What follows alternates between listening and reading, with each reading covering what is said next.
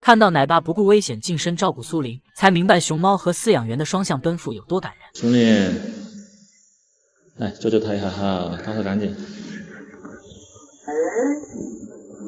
这是熊猫苏林刚生产完的画面，尽管此刻的他身体依旧很不舒服，但听到奶爸的话后，还是乖乖配合的抬起脚。双向奔赴的感情令无数猫粉泪目。生产前的苏林因疼痛变得无精打采，不仅对奶爸精心准备的竹子完全没有胃口，还在疼痛的折磨下抓咬竹子发泄情绪，最终在一阵折腾后才奄奄的顶着墙坐下。这一幕幕让奶爸看在眼里，疼在心里。他找来最鲜嫩的竹笋，并切成一进食的小块。可苏林依旧难受的食不下咽，坐立难安。为了让他缓解产前的疼痛和焦虑，奶爸特地找来纸箱给苏林撕咬玩耍。没一会儿，纸板就4分5裂，碎屑散落一地，而苏林看上去情绪也缓和了许多。时间1分1秒过去，羊水却始终没有破。奶爸忧心忡忡地守在圈舍旁不肯离开，他已经做好了通宵陪产的准备。经过数个小时的焦急等待，苏林终于顺利生下了熊猫幼崽。母性很强的她立即把孩子抱进怀中，轻轻舔舐着这个脆弱的小生命。细心的奶爸担心碎纸屑会划伤幼崽，于是不顾危险拿着工具走入圈舍中打扫。要知道成年熊猫的领地意识特别强，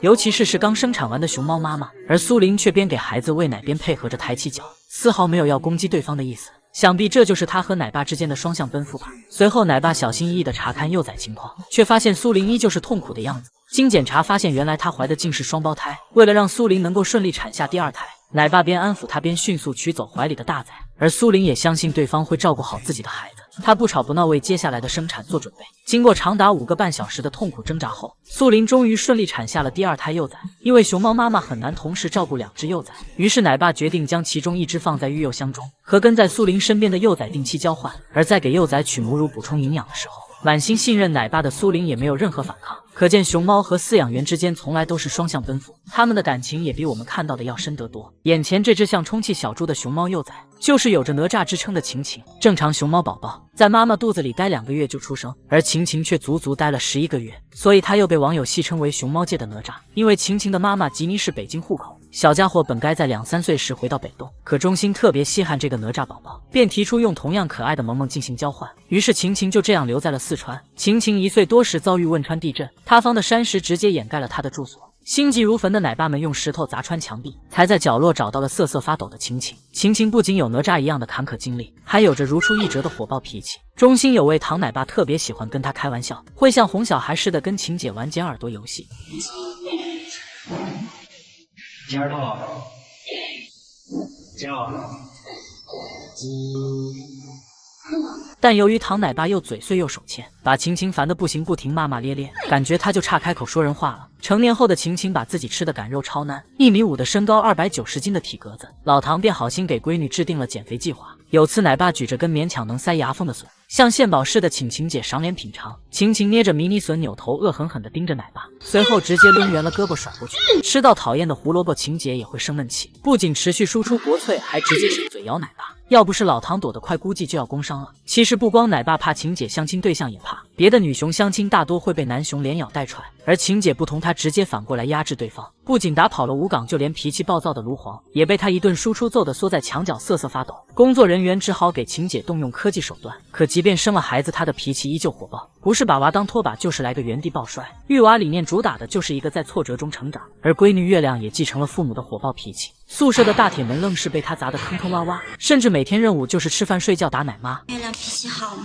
月亮脾气可好了，真的非常好，也就偶尔摔摔门砸砸玻璃，打打奶妈，也就没有别的了。感觉但凡奶妈说错一句话，月亮就会一巴掌甩过去，并且月亮还要求奶妈先投喂他。如果发现隔壁捞捞吃独食的话，他就会生胖气，把铁门砸得哐哐响，把本就心虚的奶妈吓得不轻。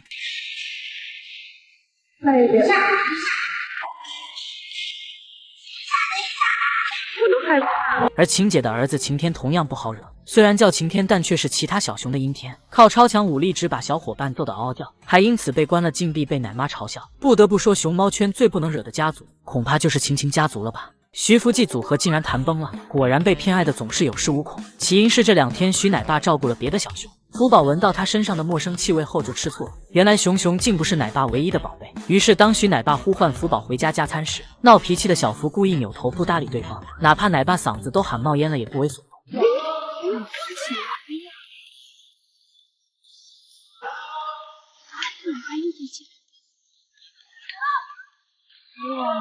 果然被偏爱的总是有恃无恐，小福绝对是感受到奶爸对自己的偏爱，所以才会如此任性的表达不满。而理亏的徐奶爸为了哄小公主开心，不仅趁小福炫饭时贴心的帮她按摩后背，还安排了新的丰容玩具小竹篮。看到奶爸态度如此诚恳，福宝不再生气，还很给面子的爬上平衡木捞竹篮啃着玩。可见福宝和徐奶爸之间绝对是双向奔赴。其实熊猫圈不光徐福记组合会冷战，国民组合弹棉花也曾谈崩过。这天谭爷爷来接宝贝孙女回家，想多吃几块苹果的花花无视对方催促，走一步做半天，嘴里也慢悠悠咀嚼着。谭爷爷无奈只好假装离开吓唬大孙女，可这点招式对花宝鸡来说压根不起作用，他干脆直接躺倒在地和爷爷比谁更近。久等不来的谭爷爷只好原路折返，端着盆盆和宝贝孙女幽怨对视，隔着屏幕都能感受到他满满的无奈。最后谭爷爷许诺回去后补偿花花小苹果，这场僵持不下的收猫拉锯战才终于结束。感觉再拖下去谭爷爷就要刻板了。而同样被拿捏的饲养员还有王奶爸，只因自己休假没有跟好大儿请示，小奇迹直接生胖气发出哼哼汽笛声，之后更是发挥毕生武艺到处搞破坏。休假回来的王奶爸面对满院子破烂，直接目瞪口呆，心想真是怕了这小祖宗了，之后但凡要休假总会跟熊孩子报备。不过奶爸没想到小奇迹占有欲也很强，当他被安排去隔壁照顾紫嫣大叔后，亲眼目睹这一切的小奇迹气炸了，直接把刚长出枝叶的小树扒了个精光。只能说滚滚们为了拿捏饲养可真是花样百出。想当初冯奶爸临时请假没跟喜乐报备，二姑奶奶炸了小冯分不清大小王了，之后气得坐架子上2个多小时都不肯回去。收猫的于师傅急得团团转，一口一个老爷。乐乐，回去吧，你是我姥爷。老冯只能花2小时倒3班地铁回来，最后却仅用2分钟就把喜乐收了回去。只能说老冯迟早得被姑奶奶逼疯。而网友们还知道哪些谈崩了的组合呢？大熊猫们为了越狱有多拼？这天巡逻的保安发现了一只越狱的熊猫宝宝，出于对熊孩子的安全考虑，便跟在后面护送他回家。可熊猫宝宝前脚刚踏入房门，犹豫几秒后又决定再在外面玩会，没曾想刚转身，舍友就认出了他。他是你宿舍的吗？哎，你朋友叫你了，是这屋吧？啊！心虚的熊猫宝宝表示不熟，随后趁保安还在半信半疑，赶紧开溜。哎，别跑！哎，好，肯定就是这屋的，还装不认识。只能说滚滚们为了越狱，可真是用上了800个心眼。而帮家族的小美女杨帮为了越狱，偷偷提前练习了飞檐走壁，之后通过内场的假山爬到房顶上。只可惜四周围满了铁丝网，杨帮的越狱大计无奈以失败告终。萌兰的妹妹技校同样有颗躁动的心，凭借过人的身体素质和强大的内心，只见技校2手牢牢抓住墙面，小腿一蹬，蹭就爬到了上面的落脚平台。恐怕设计师做梦都没想到，这块多出来的地方会成为熊猫宝座。而奶爸们看到技校悠闲地坐在上面后，面面相觑，头顶浮现出大大的问号，随后赶紧搬来梯子将季憨憨给揪了下来。就是说这一家子越狱怕不是祖传的吧？而7仔的大老婆猪猪听说阿宝的耳朵被咬成扳手后，立马爬上树翻墙越狱去看热闹，吓得奶爸撕心裂肺地喊孩子回家。好在猪猪比较听奶爸的话，在对方的声嘶力竭中放弃越狱计划。要是萌兰的院子里有这么一棵树，估计这小子早就在环游世界的路上了。而安安为了和隔壁小熊奔现，凭借修长的身体踩着山坡爬上墙头，没曾想忽略了自己200多斤的体重，本就脆弱的墙头被踩得只剩指甲。眼见情况不妙，安安赶紧撤退，双手扒着墙头就准备往下跳。虽然已经是只身经百战的熊了，但如此高的高度还是令熊害怕。安安做了很久的心理建设，才终于眼一闭心一横跳了下去。好在最终稳稳当当落在了地上。据说园方连夜加高了这面墙，而颜慧还是个宝宝熊的时候，就会在奶妈眼皮子底下越狱逃跑，为了不饿肚子还带着盆盆一起，软萌可爱的模样令奶妈心都化了。恐怕熊猫界最不可能越狱的小熊只有花花和高老爷了，毕竟一个有心无力，一个有力无心。看到萌兰不顾一切奔向季奶爸，才明白他们的感情有多深。这天萌儿抱着石头安静坐着，看到季奶爸经过后立马飞奔而去，站起来趴在窗台上与对方对视。看到季奶爸停下脚步陪自己玩耍，萌兰忍不住翻跟头，卖萌格外开心。季奶爸则宠溺地看着萌儿耍宝，隔着屏幕都能感受到满满爱意。如果季奶爸忙于工作无法陪萌兰，他就会掏出手机给孩子看，并歉意地告诉萌儿自己要去忙了。懂事的萌兰也会乖乖点头回应，随后默默陪奶爸走到道路尽头。如此乖巧的小熊怎能不让人喜爱？如今季奶爸不再是萌兰专属奶爸，而是由北洞奶爸奶妈轮流照顾。虽然饲养员们都很关心萌儿，但对萌兰来说季奶爸是最特别的，像家人一样，感情永远密不可分。当萌儿走进外场准备营业时，突然闻到隔壁季奶爸的味道，他兴奋地一路小跑来到窗边，想要和许久不见的奶爸打招呼。可看到季奶爸正忙着打扫卫生后，萌兰犹豫许久，还是乖乖坐在石头上，像放学等家长来接的小朋友一样，乖巧的让人心疼。都知道萌儿外场没有大树庇荫，但他还是会顶着高温出来营业。季奶爸看在眼里，疼在心里，可他无法给萌兰换有空调内场的场地，只能尽力给宝贝搭建出一片树荫。萌儿看到熟悉的吉祥路后，就知道这是季奶爸给他准备的惊喜。整天萌兰都躲在秘密基地里玩耍，一点阳光都晒不到萌儿身上，可见吉奶爸的热度虽比不上其他奶爸，但他对萌兰的爱丝毫不比其他人少。都知道萌儿曾有个木质秋千，可经过这小子的长期改造，最终喜提一座拆不烂的铁秋千。可天气一热，秋千就会烫屁屁，气得萌兰跳起来对秋千骂骂咧咧。季奶爸得知后，第一时间拿来凉席，仔仔细细地铺在了秋千上面。到了寒冷的冬天，秋千会冻熊病，贴心的季奶爸又拿来毯子垫在上面，可垫子却粘在了萌儿的屁股上，还因此上了个热搜，被猫粉调侃。自觉丢熊的萌兰不愿再去坐秋千，而是坐在地上靠着铁柱炫饭。季奶爸担心宝贝的背会冻得不舒服，就把毯子系好并抽出一顶当坐垫。可以说季奶爸对萌儿的爱全部藏在小小的细节里面，而萌兰也很喜欢季奶爸，不仅会使出浑身解数和对方互动，看到对方拍照就赶紧爬得高高的，摆出各种 pose 充当奶爸的小模特。双向奔赴的爱怎能不让人感动？希望未来季奶爸能再次成为萌兰专属饲养员，萌儿每天都要快快乐乐无忧无虑。熊猫脸型大盘点，到底哪一只是你的心上熊？北辰天生笑脸，肉嘟嘟的脸颊上自带粉色腮红，加上微笑唇，看起来乖巧又可爱。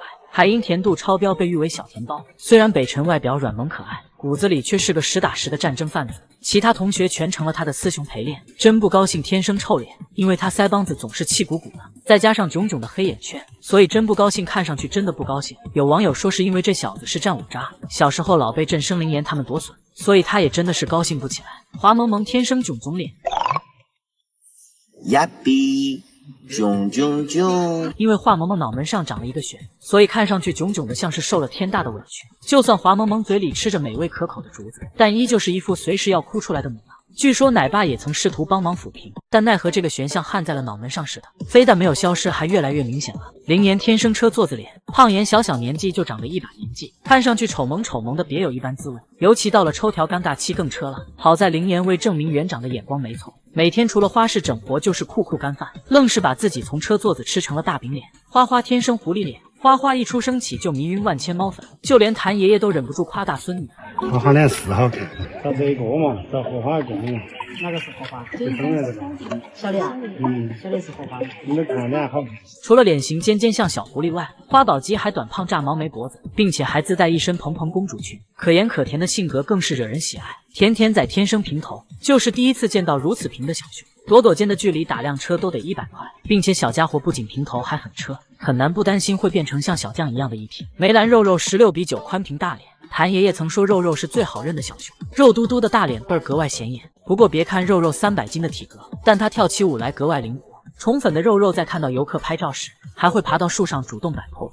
飞云天生仓鼠脸，精致的花生黑眼圈，圆圆的仓鼠脑袋。飞云好看的不知令多少两脚兽惊艳，熊猫界的萌妹代表非她莫属。振生天生菱形脸，还因此得了个外号叫宽宽，并且撞脸了冯巩老师。不过在熊猫脸型科普中，熊猫专家表示宽姐不仅是菱形脸，还杀熊诛心的说人家是车座子，这要是被振生听到高低得给他2拳。网友还知道哪些有辨识度的熊猫呢？看到怡然主动将幼崽交给奶爸，才明白熊猫和饲养员的感情有多深。今天是在这都16天了，我可以去检查一下啊。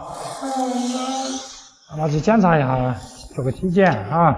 因为怡然生产后牢牢护着孩子，奶爸们始终没有机会拿到幼崽。出于对孩子身体健康的担心，董奶爸不顾危险决定近身取崽。仔细消毒后，奶爸小心地进入产房，看到对方不断接近自己，角落里的怡然没有任何应激反应，悠闲地翘着脚给怀里的孩子喂奶。听到董奶爸要给幼崽做检查后，怡然悄悄放手，任由对方带走孩子。他相信最爱的奶爸不会伤害崽崽，因为幼崽出生时难产，体重很轻。体检时医生检查得非常仔细，不幸的是幼崽不光有根指甲断裂了，2个后肢都分别缺少1个指头。回去的路上，董奶爸忧心忡忡，担心身体的缺陷会影响幼崽正常发育，更担心他的内部发育也会出现问题。董奶爸决定等到孩子满月后，再给他做一次全面的 B 超检查。而当幼崽被放进产巢里面后，听到声音的怡然焦急地等奶爸开门，随后走过去温柔地把孩子抱在怀里。或许怡然也知道幼崽先天有缺陷，但他对孩子的爱却从未减少。这一刻不仅让人感叹母爱的伟大。等到宝宝满月需要体检的时候，董奶爸再次靠近怡然准备取崽。或许是觉得笋笋没有蜂蜜香，怡然牢牢护着崽崽不让奶爸拿，董奶爸只好端来一盘子蜂蜜，一口口喂给闺女吃，才终于拿到崽。想必这就是被偏爱的有恃无恐了。可正当医生给宝宝体检的时候，长时间见不到幼崽的依然变得烦躁，不停走来走去寻找自己的孩子。检查完没有？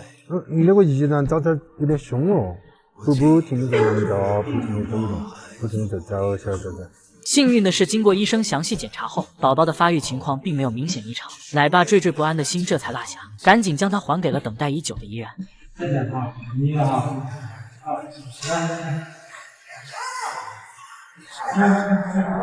依然迫不及待地接住孩子，并温柔安慰不停哭闹的崽崽。虽然幼崽并不算完美，但却不会影响依然妈妈和奶爸们对他毫无保留的疼爱。而依然能平静地把孩子交给奶爸，绝对是出于对对方的信任和爱，也是奶爸悉心照顾换来的结果。可见真挚的爱从来不分物种。今天是福宝的4岁生日，恭喜我们的福猪猪又长大了1岁。由于7、8月份出生的熊猫数量太多，所以昨天小福就和其他小熊友们过了自己回国后的第一个集体生日。徐奶爸和同事精心给福宝准备了水果蛋糕、竹子、鞭炮以及水果风铃。因为小福是4个圈舍里唯一的女孩，奶妈还特地点缀了几束漂亮鲜花。福宝一出场就被竹子、鞭炮吸引，趴在一边熊熊碎碎地观察如何取下来。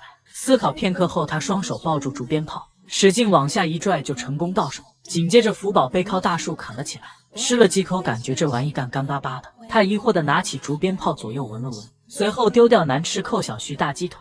而当闻到美味胡萝卜的味道后，福宝转身直奔身后挂满果果的风铃，可没曾想里面夹杂了一块灯笼椒。福宝咂巴了几下，就难吃的皱起眉头，看着眼前不停勾引自己的胡萝卜，福猪猪若无其事的把彩椒偷偷丢掉，心想都有胡萝卜了，还吃这玩意干啥？只能说不愧是忠实的胡萝卜信徒。此外，面对琳琅满目的水果拼盘，福宝犹豫后还是选择了最爱的笋子，而奶爸制作的冰蛋糕则成了屁垫。至于阳光、玫瑰、圣女果、南瓜等果蔬，从未尝试过的福宝显得兴致缺缺，甚至还干脆利落地丢掉了装饰花花。人里人气的小模样简直萌化人心，能看出徐奶爸和奶妈真的很用心，尽自己所能给了福宝一个快乐生日。而看到福猪猪悠闲自在的生活状态，想必猫粉姨们也都放心了吧。虽然徐奶爸才和福宝相处了几个月，但小福和自己的亲闺女别无二样。因为福宝喜欢趴在木架上呼呼大睡，徐奶爸担心天太热他会中暑，每天早上放萌兽出门前都要碎碎念，直到福宝2个耳朵都听到了才罢休。天气热要回来睡，听到没有？晒得恼火，因为天气好，你看没？太阳都出来。因为福宝开心、焦虑或紧张都会打滚，而游客的欢呼声则会加剧这种行为。如果不及时干预，容易发展成刻板。所以徐奶爸每次都会耐心告诉小福，可以爬树，可以玩水，但一定不要打滚。睡也不要打滚哈，你去吃了睡，吃了吃，走啥子跑啥子都行，爬树就行，不要打滚，听没？可见奶爸是真心将福宝当孩子宠，想必正是感受到对方释放的爱意。一向害怕打雷下雨的福宝不再敏感，甚至还会冒雨出去溜达吃笋笋。不得不说，徐福记就是天下第一，好吧？只希望福宝和徐奶爸能相处更久一点。越来越多人看到国内饲养员的用心，果然谁养的孩子谁稀罕。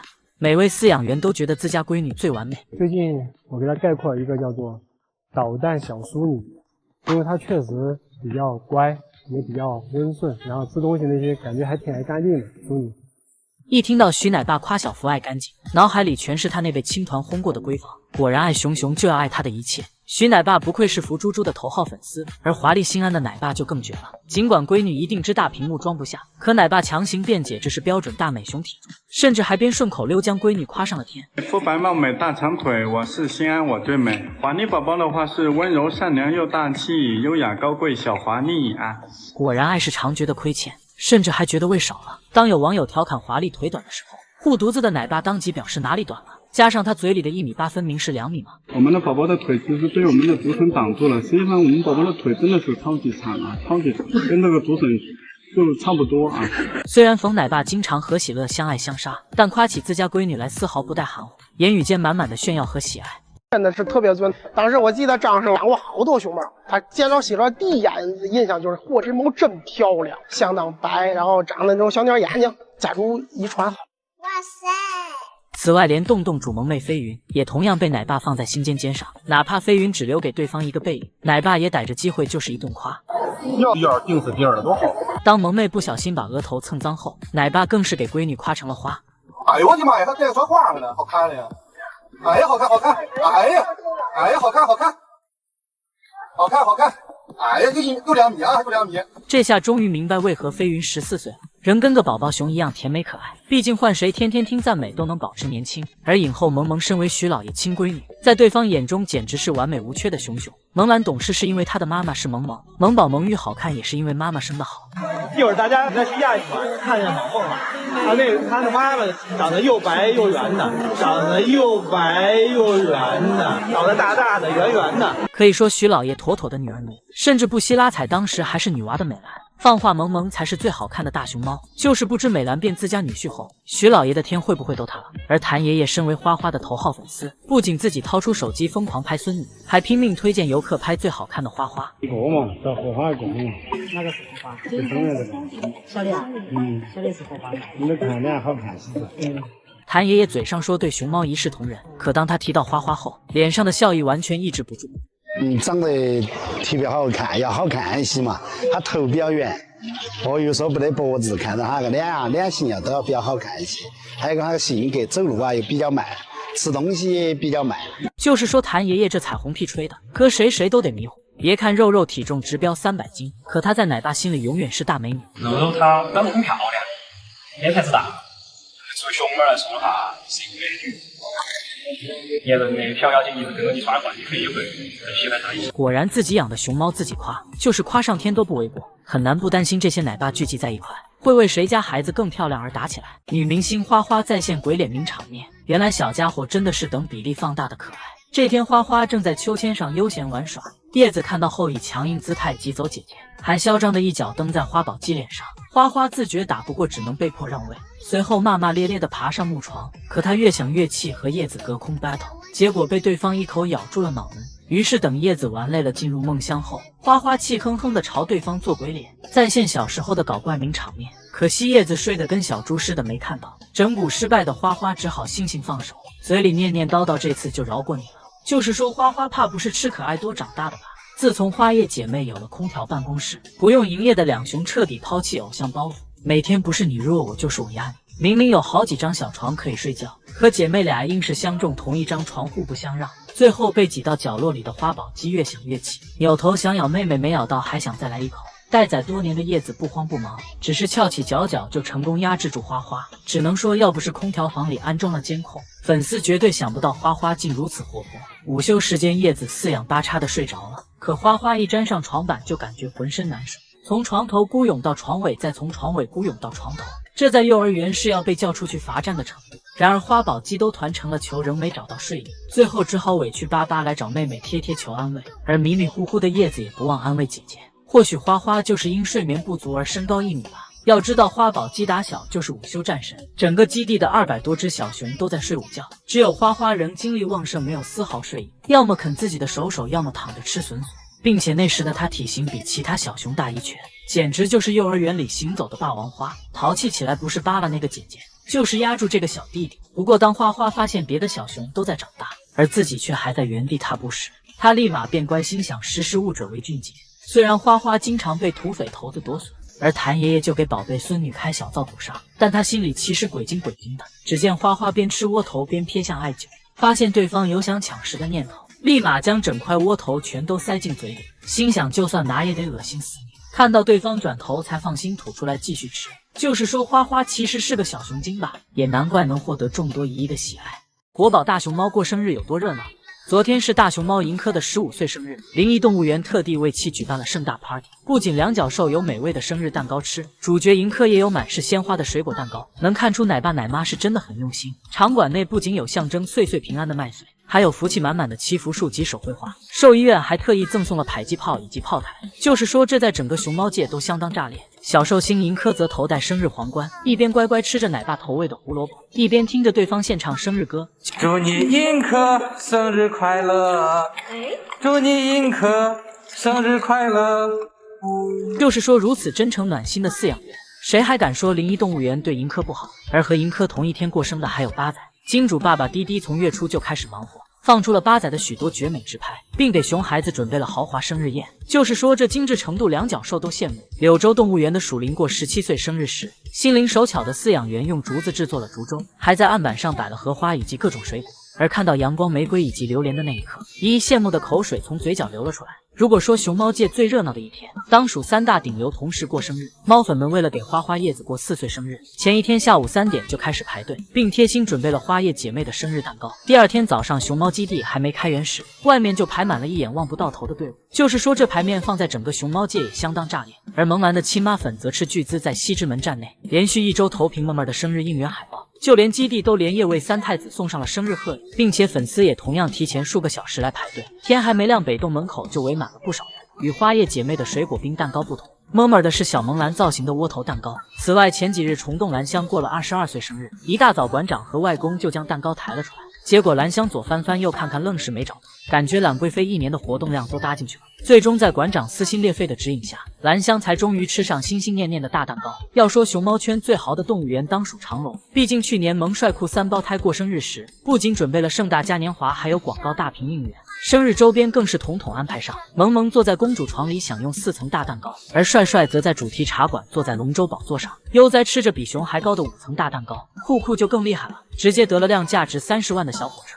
放眼望去，这在整个熊界、猫界、熊猫界都是相当炸裂的存在。网友们还知道哪些熊的豪华生日会呢？果然自家孩子还是得自家疼。小奇迹已经胖到需要减肥了，胖了要减肥。王奶爸前脚吐槽小奇迹胖了要减肥，后脚就给他拿来了好几根冲天大笋，生怕宝贝少吃一口会饿肚子。只能说王奶爸简直就是宠娃天花板。都知道咕咕鸟不仅偷吃小奇迹食物，还仗着会飞胆大包天的站在他背上，抓又抓不到的小奇迹气得骂骂咧咧。而奶爸得知宝贝经常被小鸟骚扰后，每次放完加餐后都会抬头看半天，确认咕咕鸟不在才放萌兽出来。此外，当小奇迹下班回到内舍后，担心他无聊的王奶爸会默默陪在身边，并贴心的将包好皮的笋笋喂给宝贝。一人一熊对视的画面简直不要太温馨，难怪小奇迹回国半年就变化巨大，再也不是当年那个社恐小熊。奶爸的爱绝对是治愈心灵的良药，别的小熊都喜欢在下雨时玩耍，而小奇迹却怕蹭脏自己的皮大衣。每当外场下雨，这小子就会回到内舍，姨姨们千呼万唤才肯在家门口吃饭，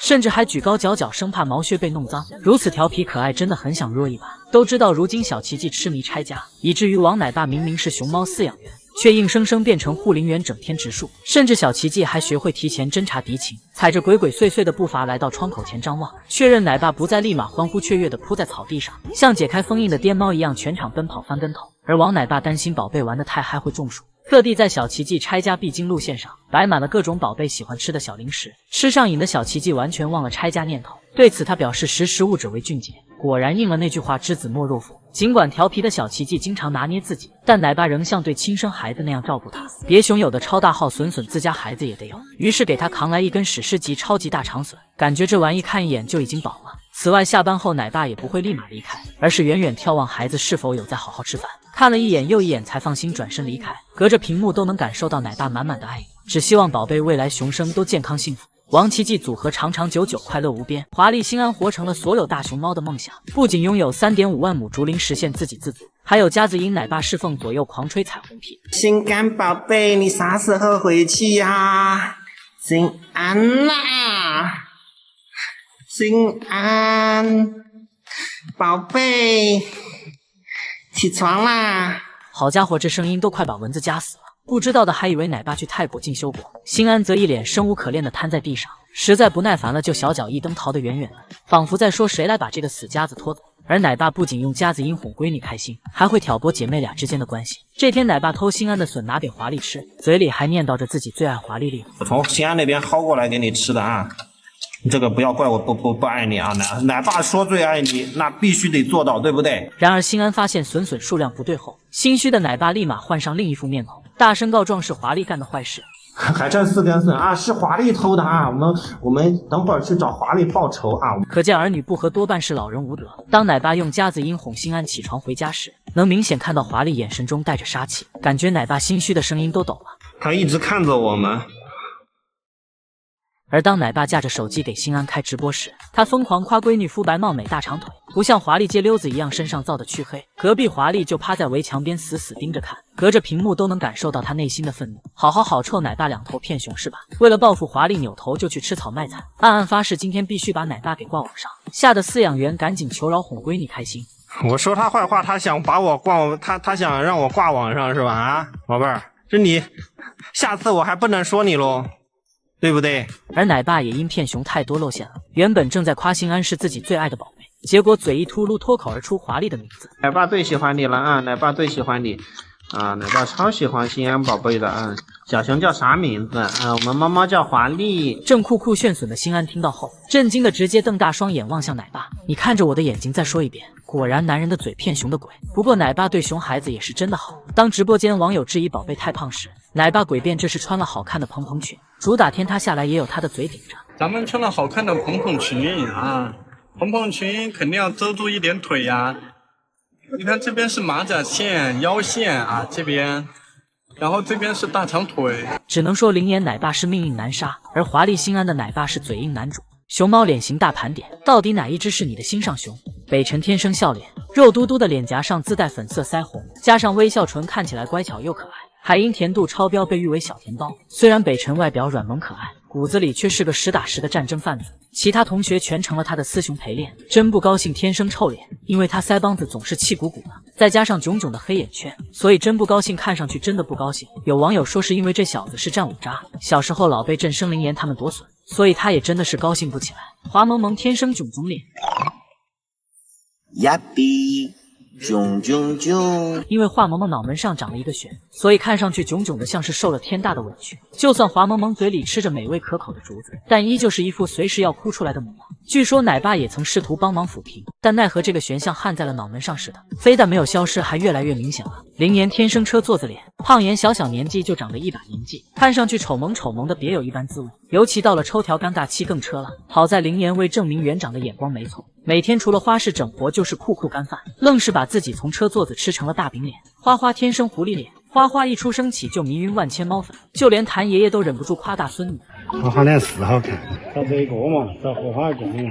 那个是荷花，这上面这个。小的啊，小的是荷花。你们看脸好看。除了脸型尖尖像小狐狸外，花宝鸡还短胖炸毛没脖子，并且还自带一身蓬蓬公主裙，可盐可甜的性格更是惹人喜爱。